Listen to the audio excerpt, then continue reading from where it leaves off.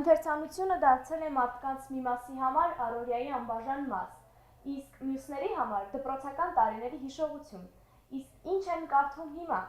Ուզում ես կրթվել, գիրք կարդա։ Սա բոլոր ժամանակների անհերքելի ճշմարտությունն է, թե երբ եւ ինչպես գիրքը նորաձևությունից դուրս մնաց, պարզեցինք հարցումներով։ Թերևս գտանք քաղաքացիների, որոնց համար գիրքն անբաժանելի է։ Վերջին անգամ որ գիրքն եք ընթերցել։ Թքած ունենալու նոր պարվեստը։ Վերջերս կարդացել եմ Ռաֆուխենը, Սամվելը։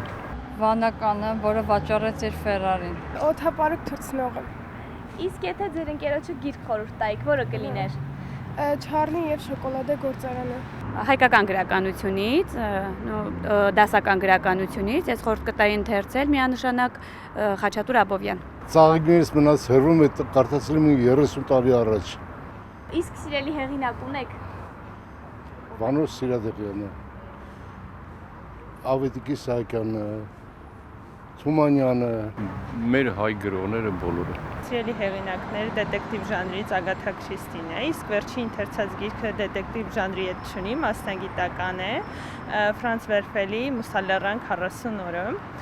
պատմական գիրք է, որի ընթերցման նպատակը ոչ միայն մասնագիտական գիտելիքները զարգացնելն է, այլ նաև ներկայիս իրողությունների հետ համեմատականներ տանելը։ Ռաֆու Սամվելից մինչև արտասահմանյան գրականություն։ Գրքեր ընտրելու հարցում նախասիրությունները տարբեր են։ Շատերը նույնիսկ խոստովանում են, որ գիրք կարդալու ժամանակ չունեն։ Ես ժամանակ չունեմ գիրք կարդալու։ Չեմ կարդացել։ ժամանակ չունի։ Սմբատ Սմբատյանը դերևս դպրոցահասակ տարիներից է գրքեր վաճառում։ Պատմում է, թե որ ժամանակաշրջանում ընթերցասերներն ինչպիսի գրքեր են գնել։ Հասարակությունը այս առումով շատ է փոփոխվել։ Եթե միջև անկախությունը կամ անկախության առաջին տասնամյակը հետաքրքրում էր իրանց ինքնակրթման գրականություն, դա կլինի գեղարվեստականով, դա կլինի մասնագիտականով, դա կլինի արվեստով եւ այլն, բայց հիմի ավելի շատ հետաքրքրումը ժամանցային, թեթև երկու սերունդն էլ հետաքրքրվում է։ Մեծ սերունդը գեղարվեստական, պատմական, կենսագրական գրականություն,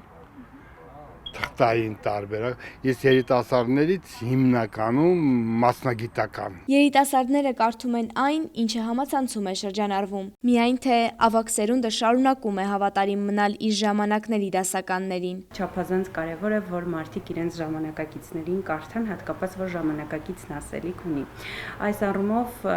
կարող ենք ասել, որ հենց երիտասարդները սկսել են կարդալ ժամանակակիցներին։ Սերունդների բախում միշտ լինում է, այլ հարց է բախումը ուր է տանում։ Ես իմ փորձով կարող եմ ասել, որ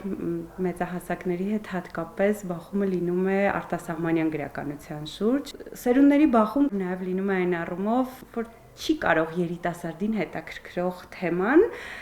գլոբալ առումով հետաքրքրել մեծահասակին։ Թվային տեխնոլոգիաների ժամանակներում, երբ սոցիալական ցանցերն են դարձել մարդու մտերիմ ընկերը, գիրքը կարծես թե ստվերում է մնացել։ Շողեր Ղլիջան, Բեն Անտոնյան, Արմալուր։